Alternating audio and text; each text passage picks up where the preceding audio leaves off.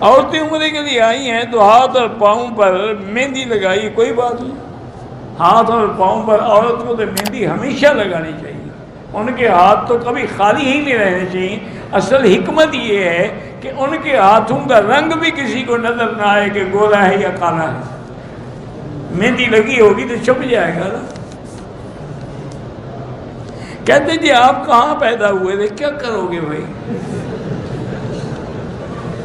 ویسے میں مکے میں پیدا ہوا تھا۔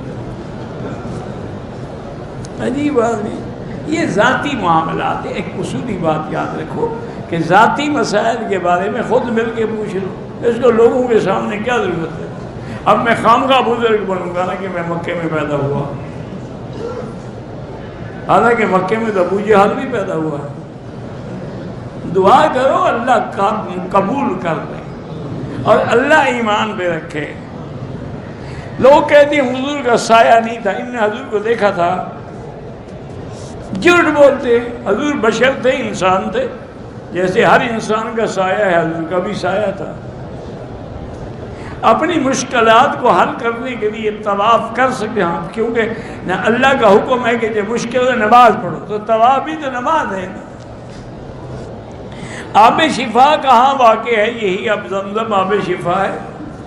میری بڑی بیٹی کو اسقاط حمل ہو جاتا ہے، بہرحال آپ سورۃ الرحمن بھی پڑھتی رہیں، اور اسقاط حمل کے لیے ایک آیت ہے، ان اللہ یمسک السماوات والارض ان تزولا۔ یہ آیت آپ قرآن میں دیکھ لیں، اور اس آیت کو ہر نماز کے بعد 7 دفعہ پڑھ کے دعا مانگتے رہے تو پھر حمل نہیں ہوگا، اسقاط نہیں ہوگا۔ اکثر کاموں میں رکاوٹ ہوتی ہے۔ میں جب مولوی کے پاس جاتا ہوں تو کہتا ہے کہ تمہارے ستارہ گردش میں، ستارے مولوی صاحب کے گھر میں ہیں یا دیکھ رہے ہوتے ہیں، ان کا اپنا ستارہ گردش میں۔ یہ اچھا مولوی ہے، خبریں ستارے مجھے دیتے تو منجم ہوا، مولوی تو نہ ہوا نا۔ مولوی تو قرآن حدیث کی بات بتائے گا۔ بالکل کفر و شرک ہے ان پر اعتماد کرنا۔ جب میں نماز کا ارادہ کرتی ہوں دل میں وسوسے آتے، کوئی بات نہیں، جب اللہ نے معاف کر دیا ہے تو تم کیوں فکر کرتی ہو؟ بار صورت ہر نماز کے بعد آخری جو دو صورتیں ہیں نا، قل اعوذ بالفلق اور قل اعوذ بالناس، 3 دفعہ پڑھ کے سارے بدن پہ ہاتھ پھیر دیا کریں۔ کیا جنگلوں اور مزاروں قبرستانوں کے درختوں سے شہد اتار سکتا ہوں؟ میری حلال، بالکل حلال ہے، جو کچھ ملے قبروں سے اٹھا لو، ان کے کام کا تو ہے ہی نہیں نا، وہ تو فوت ہو گئے ہیں۔ یا مردے آ کے شاد کھائیں گے؟ اچھا ہے کوئی زندہ کھا لے۔ نماز چھوڑنے والا مشرک تو انشاءاللہ نہیں ہوگا، لیکن امام احمد بن حنبل فرماتے ہیں کہ وہ کافر ہو جاتا ہے۔ من ترک الصلاۃ متعمدا فقد کفر۔ وہ تو فرمایا ولا تکونوا من المشرکین، یعنی مشرک جیسے نماز نہیں پڑھے، تم بھی تو وہی کام نہ کرو نا۔ میری بیٹی 14 سال کی ہے، کچھ دن سے اس پہ اثر ہے، اس کے کپڑے بھی الماری میں کٹ جاتے۔ اکثر تو میری بیٹی یہ فراڈ ہوتا ہے، دھوکہ ہوتا ہے۔ تم پہلے بچی کی تحقیق کرو۔ سب سے پہلی بات یہ ہے کہ اس کا موبائل لے لو، اس پہ اس کے سارے میسج چیک کرو، آپ کے سامنے انشاءاللہ حقیقت کھل جائے گی کون سا جن ہے جو موبائل کے ذریعے اس کو تنگ کر رہا ہے۔ سنی لڑکی کی شادی کسی شیعہ سے نہیں ہو سکتی۔ اللہ پاک نے بیٹیاں دی ہیں، اولاد نرینہ کے لیے دعا کرتے رہیں، رب لا تذرنی فردا وانت خیر الوارثین۔ زیر ناف بال جو ہیں کم از کم 40 دن زیادہ نہ گزرے ہیں۔ بڑھاپے میں اگر قوت نہ ہو تو آدمی کیا کرے؟ کچھ بھی نہ کرے، بڑھاپا ہے۔ بھئی جب تم بوڑھے ہو جاؤ گے تو بیوی بھی تو بوڑھی ہو جائے گی، تو غم کس بات کا ہے؟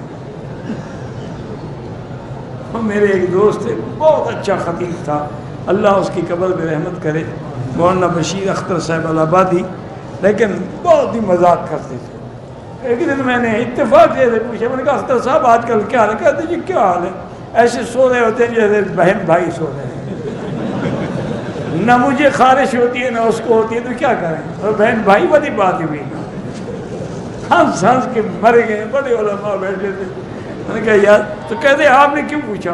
میں نے کہا میں نے آپ کا پوچھا تھا کیا حال ہے، یہ تھوڑا پوچھا تھا کہ تمہارے گھر کا کیا حال ہے۔ ہمارے گھر میں پریشانیاں ہیں تو پریشانیوں سے بچنے کے لیے استغفار کیا کریں اور اللہ سے دعا کیا کریں، رب انی مسنی الضر وانت ارحم الراحمین۔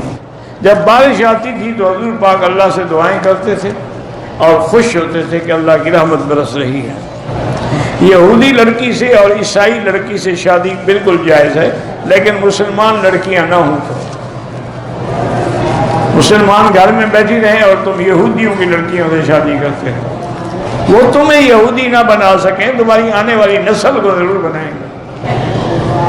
دعاؤں سے تقدیریں بدل جاتی، وہ بھی دعا میں لکھا ہوتا ہے تقدیر میں کہ اگر یہ دعا مانگے گا تو میں بدل دوں گا۔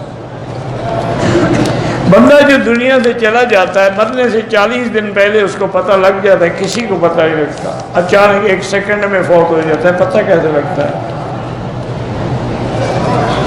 بہرحال جو نمازیں قضا ہیں آنے والی نماز سے پہلے پڑھ لیں تو زیادہ بہتر ہے۔ جب بندہ چلا جاتا ہے تو روح گھر میں آتے، کسی کے گھر میں نہیں آئے تو پکڑ کے رکھ لو، اس کو بٹھا دو، پھر جانے کیوں دیتے ہو؟ جب وہ تمہارے گھر میں آئے تو جالا ایک ٹانگ دو اور جال میں پھانس دو اس کو۔ جھوٹے قصے لوگوں نے بنائے ہوئے ہیں، روح گھر میں آتی ہے۔ اگر اکیلے نماز پڑھیں تو اکیلے اذان بھی دے دیں، تکبیر بھی کہہ دیں، کوئی حرج نہیں، ثواب بھی ہے۔ زکوٰۃ کی رقم جو ہے ایک فرد کو دے سکتے ہیں جبکہ اس کے بیوی بچے وہاں دے سکتے ہیں۔ عرفات سے اگر ہم عمرے کی نیت کریں کر سکتے ہیں۔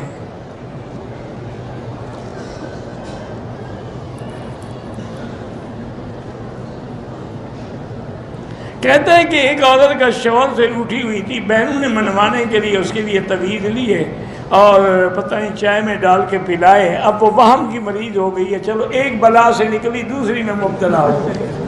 اچھا فیصلہ کیا تو اور کوئی بات نہیں، کوئی بیماری نہیں، سائیکاٹرسٹ ڈاکٹر کے پاس جائیں تو وہ انشاءاللہ دوائی لکھ دیں گے تو 2-3 دن میں ٹھیک ہو جائے گی۔ میرا بھائیوں کے ساتھ آبائی گھر ہے، اس کے علاوہ 5 اور 10 بندے کے مختلف رام پلاٹ بھی ہیں، جن میں سے کسی ایک میں گھر بنانے کا ارادہ ہے۔ کہاں بناؤں گا؟ جب تک ارادہ مکمل نہ ہو سب کی زکوٰۃ دینی پڑے گی، یا تو نیت کرو کہ یہاں گھر بناؤں گا۔ میرے بہن کی شادی چچا بھائی سے ہوئی ہے، 10 سال سے روٹھی ہوئی ہے، اس عرصے میں شوہر نے 1 یا 2 بار سلو کی کوشش بھی کی، ایسی طلاق کرا دیں، خلو کرا دیں۔ ایسی بیوی کا کیا فائدہ؟ 10 سال سے اپنے ماں باپ کے گھر میں رہتی ہے، بیوی میری ہے۔